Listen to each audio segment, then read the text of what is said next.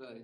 But so we are on Chof Daled Omed base, and we were talking last time about. Do you remember? It all stems from the Mishnah, and the Mishnah tells us that Rabban Gamliel, do you remember, had I wouldn't say a whiteboard, but remember for witnesses, prospective witnesses coming seeing the moon, to ensure that in fact they were. It was correct what they'd seen. It wasn't maybe a cloud formation. What they would have diagrams up, and we'll talk more about that. Diagrams up in the wall, on the table, so that they could point and say, did you see the moon looking like this? And they would point and get the answers from that they would be, as the Mishnah mentions, Boidkin. They would be examining the witnesses to ensure that they were telling the truth. Not so much the truth, but they in fact they've got it correct. The size, the what it would look like, how high. And one of the questions we asked last week was, are you allowed to do that? Now it's interesting halacha about having. We're not necessarily talking about an idol here, but we're talking about a form of sun, moon. Clearly, this is the moon. Are you allowed to have forms of the moon? Although it sounds at the moment like it's only two-dimensional, it may be three-dimensional, but let's say, imagine it's two-dimensional. Are you allowed to have that? And we'll have to follow this through. I'm not sure we'll quite get to the end of this today, but let's see how this develops. So we had various brises that we looked at last week, and in the end we concluded, no, it was okay to have, pictures of sun, moon, stars. However, we keep coming across new brises which seem to cause problems. Let's have a look at this. Where it says, the beginning line is low. It's about 12, 15 lines down. Beginning line, low sasun oisi. Yeah? And that was a development of the form, a human form you can't have. We're okay? Good. Ush'ar shamosin mi shori. Is it permitted to have other shamosim? It really means like a ministering to God. Of course, that refers to sun, the moon, the stars. So although we thought at the end of last week that was fine, you can have pictures of the sun and the moon, the Gemara now challenges that with a brisa. And we'll have a couple of brises today. Let's see how this develops. Hotanya, we've got a brisa which says, have you got it? The beginning line is Tanya. Lo sa'asun iti. Don't make things iti, sounds like which are with me. It means with me in Shammai. Malcolm, good to see. I hope I didn't do anything. Right, I realized that freezing. Lo sasun iti, don't make images of things that are with me. And the Brisa continues and says, Lo sasun kidmus shamoshai. Don't make images of my ministers, Hamashamshim lefonai bamorom, which minister to me in the Amora means in the heavens above. Kagoin, and it gives some examples, Ophanim, Seraphim, B'chayas HaKodesh, the ministering angels, and their forms, of course, I've got no idea exactly what we're talking about here, but there are psukim in Nach which do give descriptions of these angels, we're talking about with wings, etc. Umalachi Ashoris. So we see there's another brisa here which says you cannot make images of things that are close by to me in the heavens.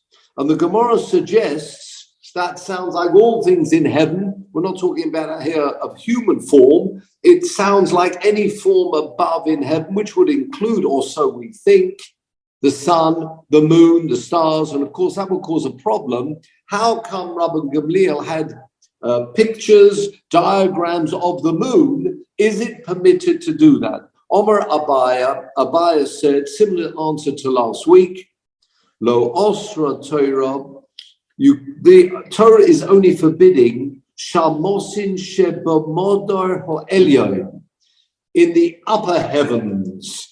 As you mentioned there, the Brisa said, Lo Sasun Iti. What does that mean? V'shebamodar HaTachton, but in the Modar Tachton, which means the lower heavens, that would be okay. I'm getting in trouble here. Can't verify server or something. I'm getting something funny coming up. Okay. Have a look at the Rashi, please, where Rashi says, Shebamoda ha'elyon. It's about 15 narrow lines down in Rashi. Shebamoda ha'elyon. This brisa that says, don't make images or pictures, diagrams of things which are close to me. Have a look at Rashi. Rashi said these things refer to Modar Elyon, the upper living area, if you like. Modar, it means like a home. Birakia Hashavi. Yeah, we are talking there about things beyond us, really. The seventh heaven, talking about going to the seventh heaven, there it is. Barakia Shavi Jadaikinon Iti. Don't make things which are close to me. Next line of Rashi. Sun, the moon, and the stars, all the constellations. Bamoda hatachton. They are in the lower area. Hein Barakia Hasheni, the second heavens, the second firmament. Kudominam Maseches Chagiga. The Gemara in Chagiga reckons out there actually exactly that we say in the seventh heaven, because there are these 7 levels. And what this Brisa is telling us, don't make forms, don't make diagrams of things that are close to me in the 7th heaven. But anything which is lower than that would be permitted, or so we think at the moment. But we haven't finished yet. Okay. Says the Gemara. Beginning of line is Ho'elyon. Says the Gemara, that's not true. Are you telling me that ministers to God, which are in the lower levels of the heaven, so we're talking about the sun, the moon, the stars, which are actually visible to us, that is permitted? You're allowed to make forms of them. Or Tanya, we've got another brisa. Every time we're finding a brisa which clarifies things with a little bit more detail. The Pasuk says, we're all familiar with this Pasuk, coming from the Aseres Hadibros, the 10 Commandments. Lo sa'asu lecha, lo sa'alech lecha. You've probably got this Pasuk around the side of your Gemara. Certainly on the attachment it would have been. Don't make Peser v'chol tmuna asher b'shomayim mimar, which are in the heavens above. What's that double language there? In the heavens above. I know we say that heavens above, but it's taken from that word in the Aseres Hadibros. Bashomayim mima'al. What does that mean? Have a look at the brisa here. V'tanya, there's another brisa. Asher, beginning of the line. Asher bashomayim, in the heaven. The rabbis, chamo, ulavona, v'kechovim amazoles. Heaven includes those things which are visible, but we're talking up in the sky, if you like, the sun, the moon, the stars, constellations. Mima'al, 1 second, Mima'al, the rabbis malachi hashore. So we've got a brisa which tells us that not just, as we thought until now, is forbidden to make a form of those angels above, but even the sun, the moon, and the stars. We've got this pasuk bashomayim mima'al, in the heaven above. You don't need heaven above, but heaven above is coming to tell us not just in the heaven, in the lower level of the sky, but also the higher level of the sky. In which case, from that brisa, it would very clear that you're not allowed to have a form of the sun, the moon, and the stars. So how was it possible that Rabbi Gamliel had these forms, pointed to them, and was utilizing them to examine the witnesses? Okay? Says the Brisa, Ki Tanya Hahi, this Brisa is talking about La'ovdom. You cannot make these items to worship them. That's what it means. Those items, if you're making them to worship, then they're forbidden. But otherwise, they are permitted. That's the way we're learning. Says the Gemara, if that's what it means, Ila Ovdom afilu shilshul cotton. What's a shilshul cotton? The smallest worm. If you're making something which you're going to worship, then even the smallest item, if you're worshipping it as a god, that's going to be forbidden. A shilshul, this lashon shilshul, Rashi explains to us, it's a tolas, this worm. It's not just those things in Shomayim. Says the Gemara, Eilochinami, you're absolutely right. There's another brisa for you. Asher bo'oretz, which are in bo'oretz, the land. Have you got the next line? Lo rabbis, horim, ugavois, yamim, unahoris. Talking about mountains, hills, seas, rivers. We've got afikin agoyos. These are normally like fountains or streams. That's the word, again, going back to the Aseres Hadibros, where it says, Asher b'shomayim mimal, v'asher bo'oretz mitochas. What does it mean, which is the ground below? The rabbis should, so not just think those things on the ground. You cannot have hills and mountains which you are worshipping, but also, or even form of them, make a form that looks a bit like Mount Everest and worship it. You cannot also have a form, mitachas, on the ground itself, below the ground even, lo rabbis shulshul cotton. This comes to include even a small worm. If you are making a worm in order to worship it, that is forbidden. But any item which you're making above, below, in the highest heavens, sun, moon, etc., if you're making the form to serve it, of course, that is what that posuk in the Ten Commandments tells us, it's going to be forbidden. However, at the moment we're developing the halacha here. However, if it's only being made but not to worship, in fact, it's being used to check and examine the witnesses, that will be permitted. So can I just ask, are these seven? You quickly skipped over the seven heavens. I mean, is this comparison? Not that I know much about it. The seven emanations of the Almighty. You know, like no. It's talking about literally seven heavens. If you look at the Gemara Chagiga, Daf Yud Beis, Omid Beis, it does talk about different levels. The Rambam mentions it as well. Of course, the one that we can see looking up, we see the sky. We're talking there about different levels, but it goes beyond that and beyond just. We're talking about spiritual heavens here. And the Gemara Chagiga, also mentioned by the Rambam, mentions these various levels, and it depends what type of angels they are. They're actually ministering at different levels. So just like you've got various divisions down here, whatever you're talking about, and sports or other things, you've got different levels and divisions. You have something similar in the spiritual domain, where you've got different levels and different malachim and angels acting and ministering in these different levels. And of course, they're not physical entities then? No, we're talking about physical entities here. We're talking about, we know too much about this, but we're talking about levels beyond this world, this universe, where you're going beyond that, and you're going into different levels there. different divisions, particularly talking about the Malachim.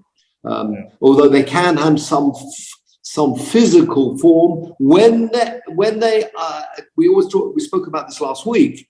When, of course, the prophets saw the angels, of course, they saw them in a physical form. Yeah.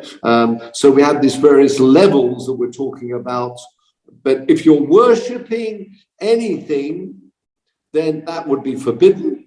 However, if they're being made, or so we think at the moment, being made for other purposes, that would be permitted. However, the Gemara jumps in immediately and says, just a minute. Asiya Greidosa Mi Shori. Is it permitted to make an entity these ministering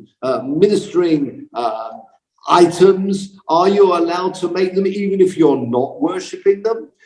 Tanya, there's another brisa which clarifies this in more detail, and you can imagine this. You might say, why not jump to this last brisa immediately? That's the way the development of the Gemara always was. It may have taken time. Don't forget, the brisas weren't known by everybody. They were known by some individuals. The Mishnais, of course, were known by all.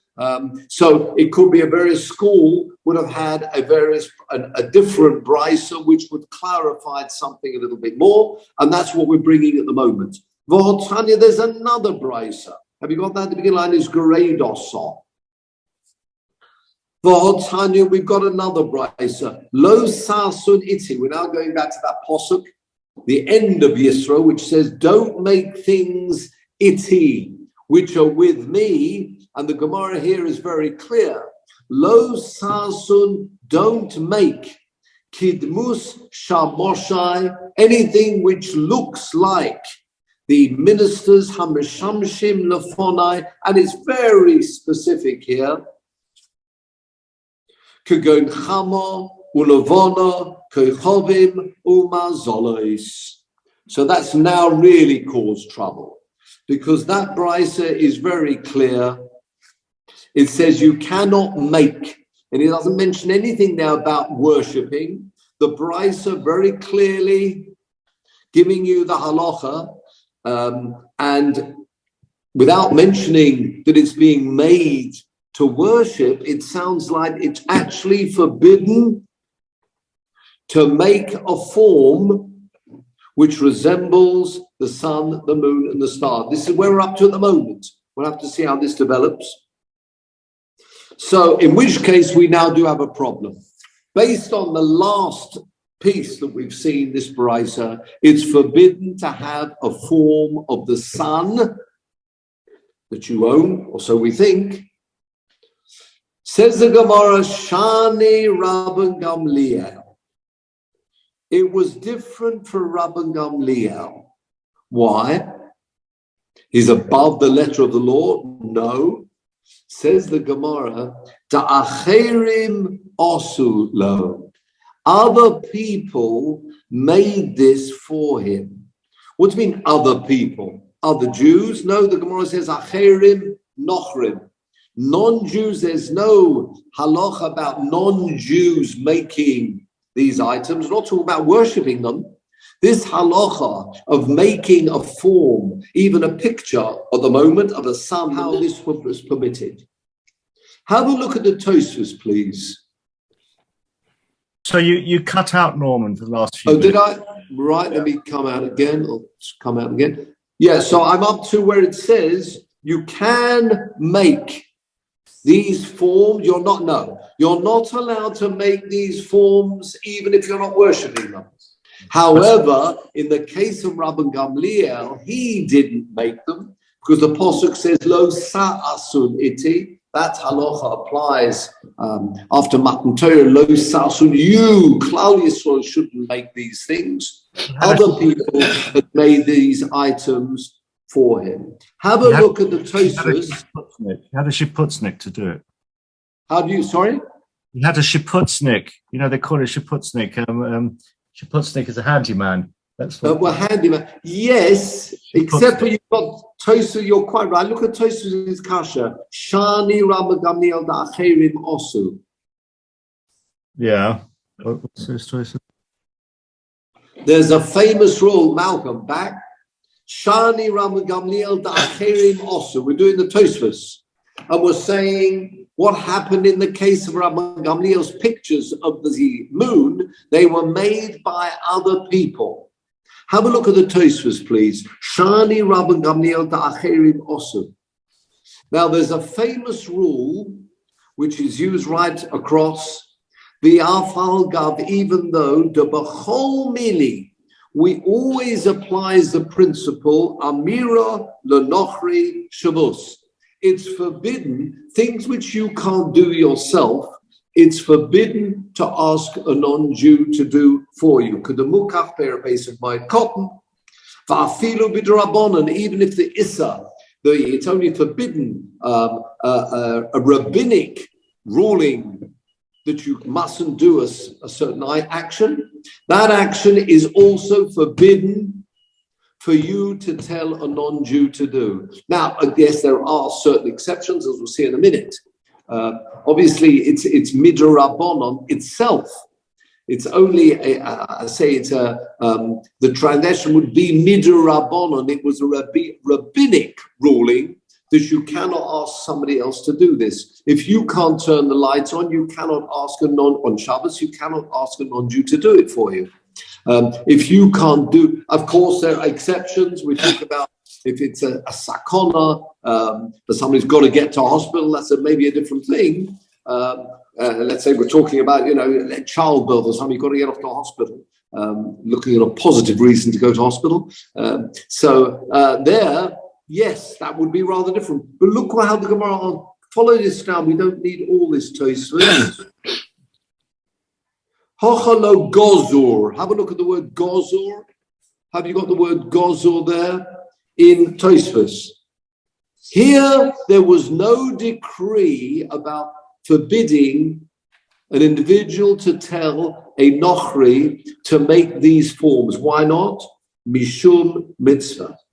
So it's another reason. We do use this principle when we say it's forbidden to ask a non-Jew to do a malacha or any action which you yourself can't do. There are certain exceptions, and here's one of them. Obviously, the other exception would be maybe health reasons, and you've got to get to the hospital. Then, of course, you could ask a nochri to take you to the hospital.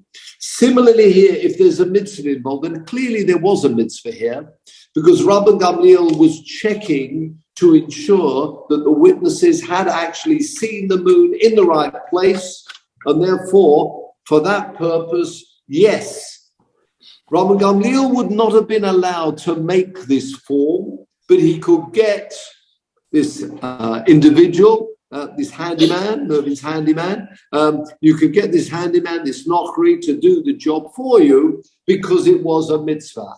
However, if it's not a mitzvah, you could not, at this stage, you would not be allowed to ask the non-Jew. So if you particularly like a picture,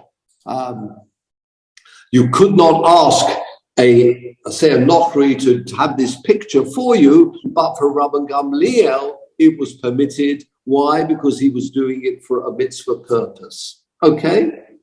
So, we haven't finished yet.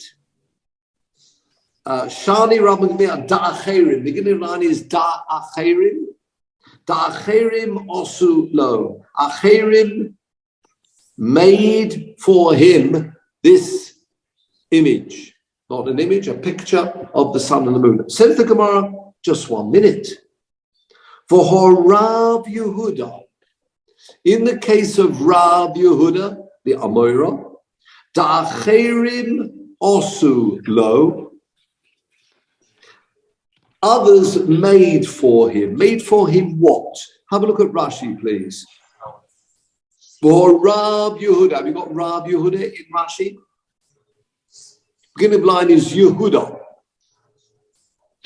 Halfway down the page in the Rashis. For Rav Yehuda shahoya solo tzura b'tabata. He had a ring, and there was an image on the ring. Va'acherim osuha. Others had made this image for him. Could have been a human image. And we said, remember last week, can't have human images either.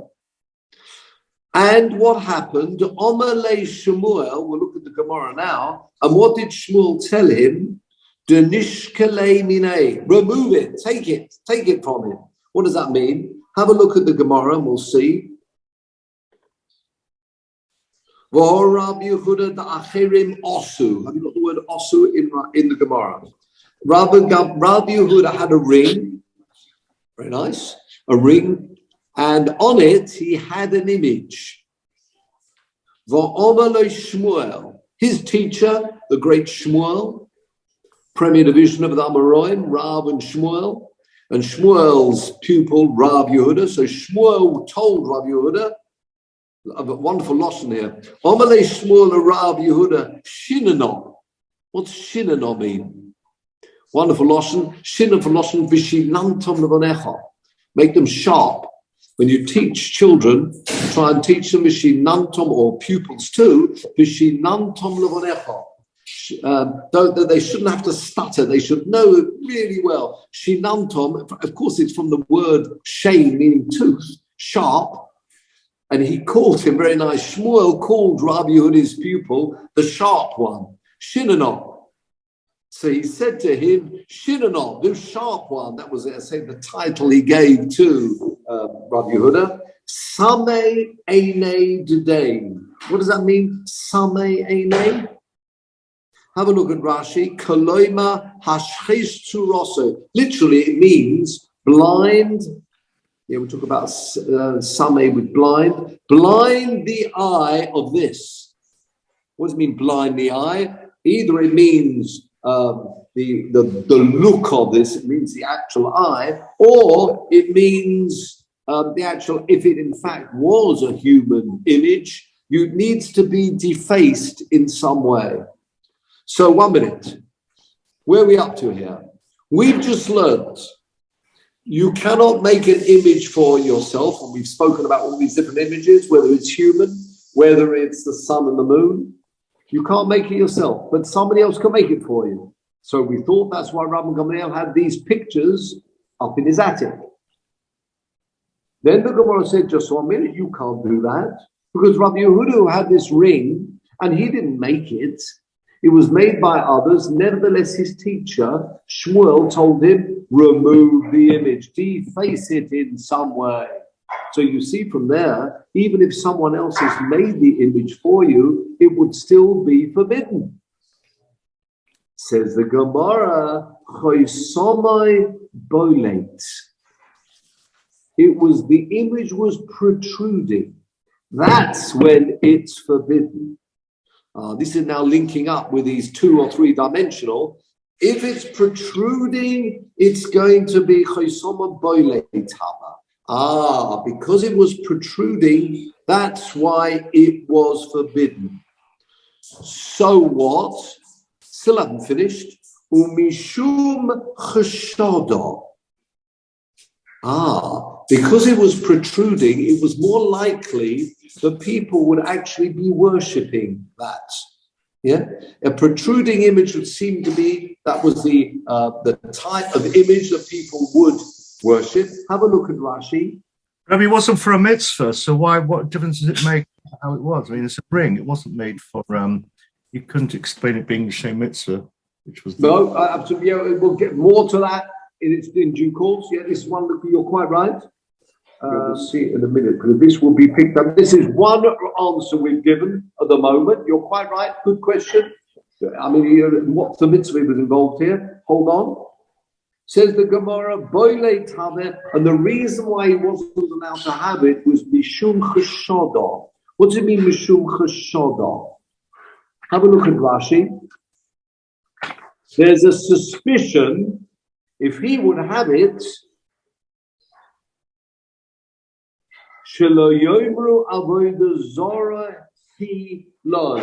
that's why it's forbidden. So it sounds like now, you're quite right, if it's protruding, it would be forbidden because of a chashash. What do you mean a chashash? A suspicion that maybe he was worshipping this item. What is this ruling about chashad or chash or suspicion? Why should you be concerned if you know yourself you are not worshipping this little image on the ring? Why should you ever be concerned what other people think? In English, you just say they should mind their own business. What's it going to do with them? What is this principle? But we do find it. It's called maris ha'ayin.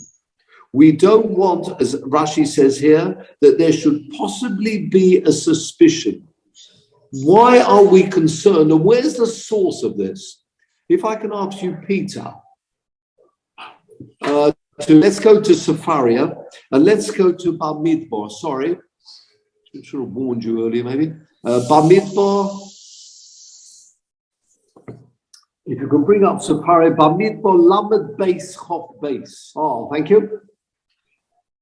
Oh. Woo. Oh, no. Ah, there we go. Contents. Bar Midbar. Yes. Chapter 32. Right, and now scroll down to 22, Pasuk 22. Oh, yeah, you've done it. The Nichshor is talking about all the people crossing the Jordan, and they could cross over. If you remember, this was the tribes that were remaining on the other side. They were going to help the rest of Klal Yisrael fight the battles. And then we've got these famous words, V'heyisem nekiim me'Hashem u'mi Yisrael. What does that mean? V'heyisem nekiim, from the word noki, you should be clean, really. Me'Hashem, as far as Hashem's concerned, and before Yisrael. So you've got to have it. If you press that twice, I think you'll get up before. Oh, there you've got commentaries around the side. Let's go for commentaries. Let's go for Hebrew as well, the Aleph at the top. Or you can scroll down. Have a look here. Keep going. Oh, that's nice. Keep coming down. A bit more. More. Probably the last one, because I'm looking for the Torah Tamima right at the end. So with the Torah Tamima, there you go. Torah Tamima. And the Torah Tamima will quote where this pasuk appears. This is pre-computers. Where this pasuk appears in Gemaras or Yerushalmi. Scroll down a bit more because there's a few more sources. I think the last one. Ah, that's the one. The Yerushalmi at the bottom. Yerushalmi of Shkolim is quoting. V'yisem nekiim. You should be clean. Omer Rab Shmuel bar Nachmani, Omer Rab Yonason, bar Torah, u'bar Nevi'im, u'b'Ksuvim. The whole of Tanakh, Torah, Nevi'im, Ksuvim, the prophets, the writings, Motzinu, we find Shed Tzorech, Odom, Lotzeis, Yedei, Habrios. A person has to ensure that what they're doing is correct in the eyes of humans. Just like you have to make sure you're doing the right things in the eyes of God, it's got to be correct in the eyes of humans, even though what you're doing really is right. It's got to look right. And the posuk they bring is this very posuk, Yisim Nekiim Me'Hashem Yisrael, posuk from the prophets, who's from Yehoshua, El Hashem, El Elokim, Kelokim Hashem, Hu Yoder, V'Yisrael, Hu Yoda. And then that posuk that we know from Mishlei, used in benching, Tzochem v'seichel toiv be'en Elokim ba'odom. Find favor in the eyes of God. And actually, you can go up, press the A, please, Peter. We'll have it in English. Why not? Just where the A is. Yes. Oh, maybe it doesn't want to translate. It doesn't want to translate it for us. Okay. But they haven't translated this part. No, a good try. They haven't translated it. Sometimes if they have the aleph on or the A up on top, it means you could translate it. But anyway, I think we've got what's going on in that Shkolim, Yerushalmi Shkolim from this posuk, and that's really what we're talking about here. So at the moment, we think that Rabbi Yehuda was told to remove, if we go back to our Gemaras, that he was told to remove this image on his ring because people might suspect that he was worshipping this. Of course, far be it from him. Doesn't matter. And that's such an important principle, this point of doing things which look correct in the eyes of everybody, that there should be no suspicion. Nobody is above suspicion. We talk even about, when it comes about counting, we're talking about very important on stocker. Even the most pious member of the shul always have two people who are collecting, certainly if on the money side. Everything should always look that it's being done correctly. So that's why it was forbidden for him, and so we think at the moment. It's interesting that he was wearing a ring, isn't it? I mean, that is interesting. Quite right. No, yes. Nowadays, they're interesting. There's lots of halachas about what rings that men are wearing compared to rings that women are wearing. Is it likely they'll be removed or not? So you're quite right. Now you don't find too many men with rings. It happened more years ago, I think. I do remember people. In fact, what do you mean removed a lot? Sorry. No, there's the principle. If a person's walking in Rishus Harabim, are you concerned that the person might remove the ring, perhaps to show someone? Shabbos, you mean? Okay. Yeah, on Shabbos. Yeah. No, all I'm saying is that there are lots of halachas about that showing that rings were worn by men. Yeah. Certainly in the times of the Shulchan Aruch, and earlier you can see the Biskamori was wearing a ring. Yeah.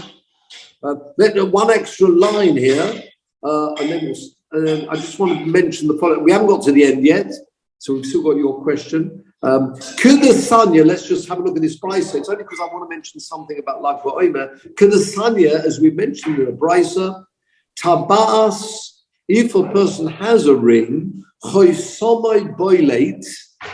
If it protrudes, the signet ring, it protrudes, also la'anicha. It's also forbidden to actually hold on to it. But you can actually use it to sign a document. Why? Because it won't protrude. Imagine you've got parchment or something, and you're utilizing that ring, that signet ring, as a sign. Of course, that would not protrude. In fact, it would be embedded, and there's no concern there. That would be okay. But if it's embedded, you can wear it, you can keep it, but don't use it to sign documents. Why not? Because if you sign a document with it, of course, the actual it will protrude. Whatever the emblem will protrude.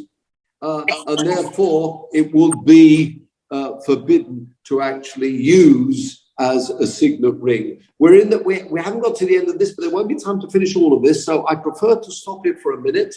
Where are we up to? It's true, we're in the middle of this, but there's a piece which will take more than just a few minutes. So we're up to the point where Rabbi Gamliel, we thought someone else had made this for him.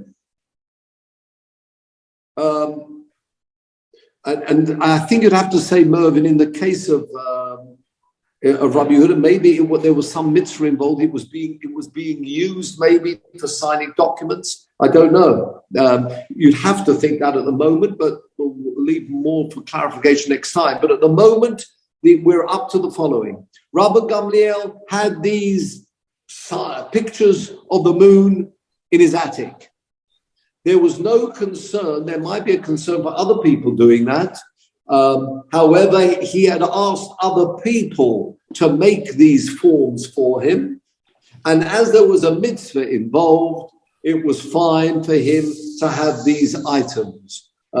Whereas in the case of Rabbi Yehuda, even if there was a mitzvah involved, even if he was using it for a mitzvah purpose, maybe he was using it on documents, that could have been used for marriage documents or anything else as a member, as a rabbi. Nevertheless, it would be forbidden if it protrudes, because there's a concern there, suspicion that he actually might be worshipping it. If it protrudes. If it doesn't protrude, then there's no concern about worshipping it. You cannot make it, that's true. but other people could make it for you. And that's really what happened in the case of Rabbi Gamliel, but we haven't quite finished yet. Let's just stop there for a minute, because I want to move on for a couple of minutes, because today, of course, being Lag Ba'omer. Well, it is already here. You're probably not quite there yet, are you, in London? But here we're already, really dark here. Even the moon's risen. Let me just mention... we talk about the Lag Ba'omer, what's special about Lag Ba'omer. The Shulchan Aruch mentions, mentioned from the Gemara, remember, all these Talmidim of Rabbi Akiva sadly passing away, and this Magefo, this plague came to an end at this point, and from Lag Ba'omer onwards, the plague stops. According to there are lots of reasons given. One of the reasons, of course, is that when you get to Lag Ba'omer, the Yortzeit of Rabbi Shimon ben Yochai, normally a Yortzeit, not normally have a Yom Tov for a Yortzeit, but here, of course, what Rabbi Shimon ben Yochai represented, it's also not just a date. It was the date that Rabbi Shimon ben Yochai also came out of remember, he was in hiding for all those years from the Romans, and on that date he came out of hiding. Of course, he came out with the Zohar, all the mystical parts of the Torah, which was then revealed to those people into mysticism and Kabbalah. So a whole new area within the Torah. And therefore, yes, Rabbi Shimon ben Yochai represents Kabbalah. He represents a whole new area of Torah. We talk about Pshat, Remesh, Drush, Soid. I just want to mention something else. If I can, Peter, ask you to come up to the first posuk in Bereshis, or the first few psukim of Bereshis, please. And there's a wonderful pshat to share with you from what's B'nai Yisoscha. People may have heard of him. From the Din of, it's called the Din of Chasidus. Died in 1841. Reb Tzvi Elimelech Shapira. Thank you very much. If we can have it in Hebrew, please, or we can have both. Thank you. Right. What I'd like people to do, he suggests it's a very long piece, and he is very much into Kabbalah as well. Beyond me, I'm afraid. But there's certain parts to it that we can focus on. And he's trying to explain the importance of Lag Ba'omer. Now, you may remember the Mishnah. I won't bother you, Peter. Remember the Mishnah in Pirkei Avos. It talks about the Talmidim of Rabbi Yochanan ben Zakkai. Do we remember that?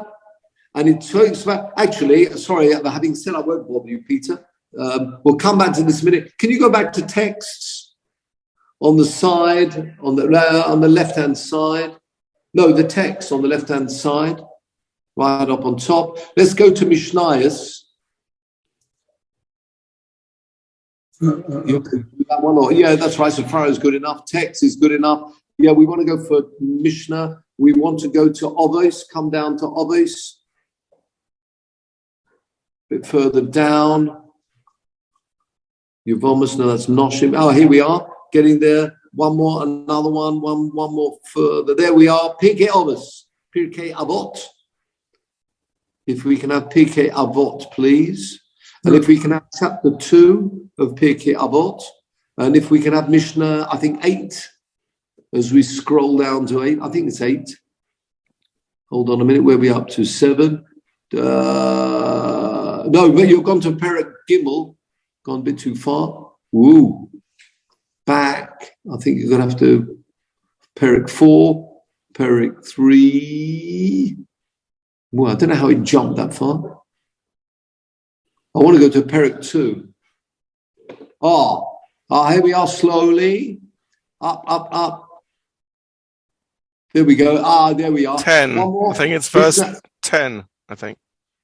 Here we are. Here it is. Rabbi Yochanan ben Zakkai kibul mehil mishamai. There we go. Yeah, you're right. It depends where you look. Some Mishnayos have it as Mishnah number 10. Others have it as Mishnah number 8. Depends how you divide up these Mishnayos. Remember, you have these 5 Talmidim. And remember, Rabbi Lezer ben Horkanus, Rabbi Yeshua ben Chananya, Rabbi Yossi, Rabbi Shimon ben Asalim. And he asked them, right? And then he asked them, next Mishnah, Mishnah number 9, he asked them to come back and explain what is the greatest attribute. Ezu derech yeshara, the right way. And remember, we all different things, ayin tova, chover tov, shochin tov, rois hanoilod. Rabbi Lozo says leiv tov. And the end, what did he say? Royeh aniyas dibrei and ozo ben aroch. And who was that? In other words, the leiv tov is the greatest of all. It encompasses everything, this leiv tov. Okay, bear that in mind. And now please go back to that Bereshis. Sorry, Peter. You probably could pick it up on Safari if you just pick it on text. If you go down, just pick it up there. Go to Tanakh, yes. Genesis 1, yes. Chapter 1. All right.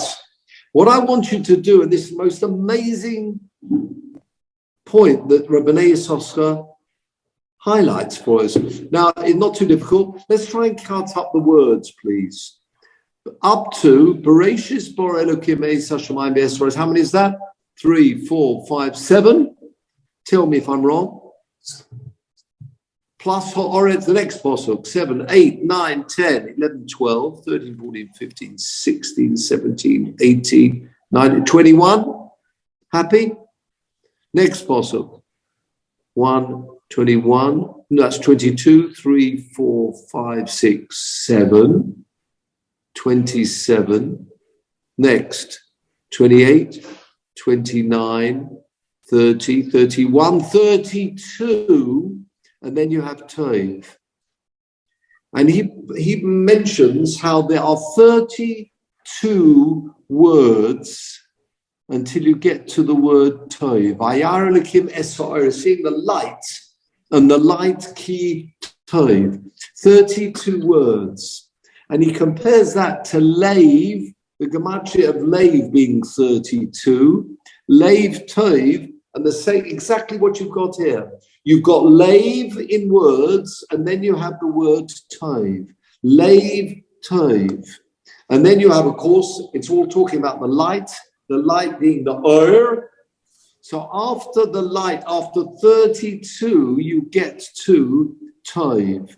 Now, Leiv Tov together, what's the gematria of Tov? 9 and 6 is 15, 17. 17 plus 32 is the 49. So in other words, the 49 days of Sefirat Ha'omer are encompassing this Leiv Tov. 32 for Leiv, that's the gematria of Leiv. Tov is 17. They encompass those two elements, which means once you've gone beyond the Leiv, and the whole idea of the Sefirat Ha'omer period is people trying to move onwards and upwards and perfecting their various ways. So as you're taking every day, moving onwards, as we do from Pesach to Shavuos, once you've got to this level of Leiv, which is 32, once you get to this Lag Ba'omer, you're now into the final stretch, which is the last 17 days, and that's the Tov. And hence also this idea of Shimon ben Yochai, yes, on the 33rd day of the Omer, coming out of the 13 years he was in hiding from the Romans, together with this Zohar and the whole point about the mystical part of the Torah, plus being also his Yod side. So it links in beauty. He's got a much longer piece than all of this, the B'nai Yisroel, a whole thesis where he develops the idea is this Leiv. Once we got to Leiv, we're now into this Tov, this last 17, and hence once we've got to this level, it's a wonderful, like a stepping stone, and therefore great festivities taking place here at Miron and other places, with light the way we're having the light is through lots of bonfires, the idea of the light and the idea of studying the Torah in all these different areas, and particularly now that we've got the Zohar too. So that fascinating piece.